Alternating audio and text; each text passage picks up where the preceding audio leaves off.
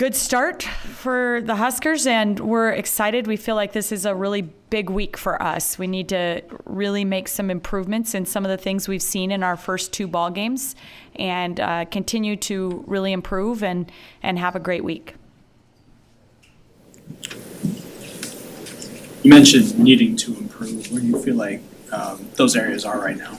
Yeah, I think one of the big things is we want to take care of the basketball a little better than we have in our first few opportunities against an opponent other than our scout team. And I think it's something that we've given up a few too many points off turnovers. We fouled a little bit too much on the road at Wyoming the other day, so being able to defend without fouling and taking care of the ball will be on the front of our focus.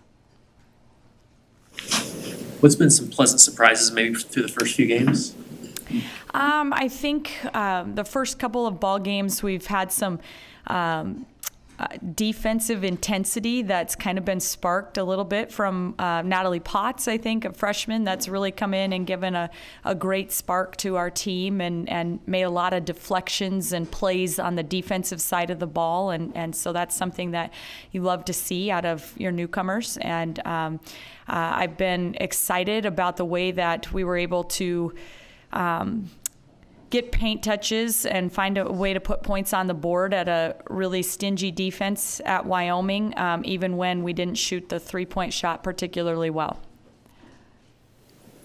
Do you have to guard against or remind your team, like, hey, Creighton's at the end of the week, focus on the game at hand this beforehand? Yeah, I mean, I guess the big thing for our team is just all year, we've just been trying to stay locked in. Our motto for this year is in the work, the win, and just every single day trying to stay locked into trying to win the day. And so for us, it's about trying to have a great practice today and not necessarily focus on even tomorrow's Elkhorn State game. Just how are we getting better at all the little things today, and how are we going to use that to then better ourselves tomorrow, and just staying locked in the present. And that's something that we're always going to be guarding.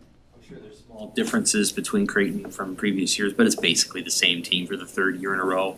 What do you know about them? What's it like to prepare for a team that's very, very similar to the teams you've faced in the last 2 years, but the results were different? Yeah, I think, we've really been trying to keep our focus on preparing for Elkhorn State, which is tomorrow. And so I haven't done a deep dive into what's different about Creighton's team this year. Just we do know for sure that the roster is very familiar, and I think both programs, both coaching staffs are incredibly familiar with each other. So just that in-state rivalry game that I think our kids have come to love. Was there something about last season's game that just seemed different or out of character for your team, the way they responded up there, or things that you don't think you'll see again? Well, I think that, last year early in the season, and as is, kind of every year early in the season, but we were dealing with some things, just, trying to adjust with Sam Hybe being out and just some new kind of there's always those injuries that you have to adjust to and find a way. And, we've been still doing that this year with Allison Widener going down and Maddie Kroll being out these first couple of ball games, and everybody's having to pick up just different roles and different kind of identities and bring something different to the table. And so that'll be, I think that's something we dealt with 1 year ago and something we're still dealing with here at this point in the season as well. How is Maddie coming along? Yeah, I think just every day she just gets a little bit better, a little bit better, a little bit better. So it's kind of a day-to-day situation, but I'm pleased with the progress she's making. Some of us haven't gotten to talk to you since signing day. When you look back at Britt, how much pressure the last few years have you personally felt to get her, and can you briefly kind of take us through when it happened? Yeah, honestly, I just feel really excited about the opportunity to coach her, because I've known firsthand for many years just what a tremendous young lady, what a tremendous competitor she is. And, have been able to watch her play soccer against my daughter and basketball with her. And, she's a fabulous softball player. I mean, she's just a great athlete in almost everything she does, but just has tremendous character. And so just feels great to finally have her signed as a Husker, and just excited for the future of our program with that news. And we knew that there were a lot of really, really good programs that she had the option to go to, and really kind of came down to that last weekend right before signing date, and I found out on Friday night, and she announced on Sunday afternoon. So just kind of an exciting weekend for us heading into the signing week. Speaking of your own daughter, obviously she has a senior year left to play, but you probably had no recruit who knows the program better than she does, right? So does she give you thoughts or insight about this current team and how she views things? I mean, she's a pretty smart player. Like, do you talk to her about what's going on with this team now, because she's going to be a part of it? Oh yeah, we've had lots of conversations. She's not your average. I mean, when Kennedy was 7 years old, she was watching film over my shoulder, and she said, why'd they switch to zone defense? And, not a typical 7-year-old to even notice that someone had switched to zone, much less that it was not a good decision to make. But she's been around this team, this program. She loves the girls that are in it. She wants success for them. She is able to come and watch practice on a regular basis. She's just around it. She has opinions. She has thoughts. She's a very high IQ basketball player, and so, yeah, there's no doubt that we have conversations, many, at the dinner table, and even on the plane, heading back before we take off to come back from Wyoming. She's got thoughts about things, timeouts she thought I should have taken, and the such. Do you ever disagree? Yeah.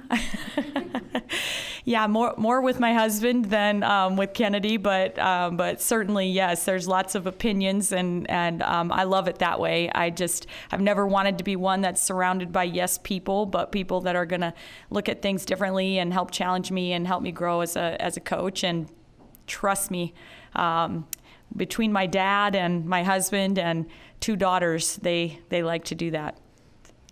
Have you put much thought into how you're going to coach her next year, because it's such foreign territory next year? Do you feel like you have to be maybe harder on her to set an example, or just nameless, faceless player? Well, we've put a lot of thought into it, and there were many conversations, because she had some other really good options as well to continue her collegiate career, and I really wanted to make sure that she had an opportunity to walk through that recruiting process and make decisions based on just what was best for her, and not just the passion that she has for Husker women's basketball. And so we talked about the things that are going to be fun about it, us getting to share some really cool experiences, but the things that are going to be hard about it too. And there's some challenges to that. And part of it is I probably will be a little harder on her than I am everybody else. And that's kind of how my dad was to me when he was my coach, and I think it's kind of a natural instinct, is just the expectations will be higher. And the expectations of her balancing multiple sports, how do you think that's going to go? Yeah, I mean, we're still going to iron that out, and kind of, fortunately, I have a pretty good relationship with Rhonda. We've been able to sit down and kind of talk through kind of month by month and year by year, and just kind of make the decisions as we go, as each team kind of sees her fitting in. And so I think she's always been better when she's busy, and she's going to continue to be busy. Does that help a little bit that you've already had experience with juggling a athlete that has responsibilities with 2 different sports? I think probably it helps a little bit. Yeah, I think we've learned a lot of things through the first year and a half or so with Maggie, and just being able to watch her. She's a really special, unique circumstance, because she just has the ability to manage really, really well. And so, hopefully Kennedy can really look at that and learn from the things that Maggie is doing well. maybe when you look at this week, what do you want to see your team improve on? Or are there specific things that you feel like you really need to make sure you make progress in? Yeah, I mentioned a little bit earlier about just taking care of the basketball, something that we've been a little too free with the ball, I feel like, and that's something we've wanted to corral in a little bit, and defending without fouling, being able to continue to have the intensity that we've had in the first couple of ball games, but to do that without giving up so many opportunities or putting ourselves in the bonus so quickly where our opponent is shooting free throws so early into quarters. And so that's something that we're really going to focus on. We fully expect tomorrow that we're going to see some mixed defenses, so trying to continue to improve on zone and man and continuing to play with pace. Back to Creighton for a second. What makes Morgan Maui so hard to guard?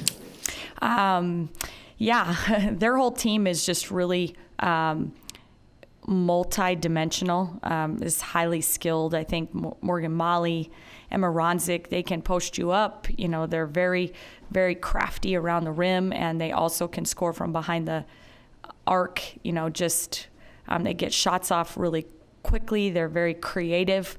They can handle the basketball. They, just do a lot of things well. And so to have multiple players on one roster with those unique skill sets is it's one of the reasons why they're a top 25 team in the country and just so hard to defend.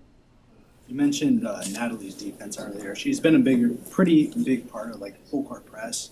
How have you seen her kind of step into those responsibilities? She's had a lot of deflections and steals from that.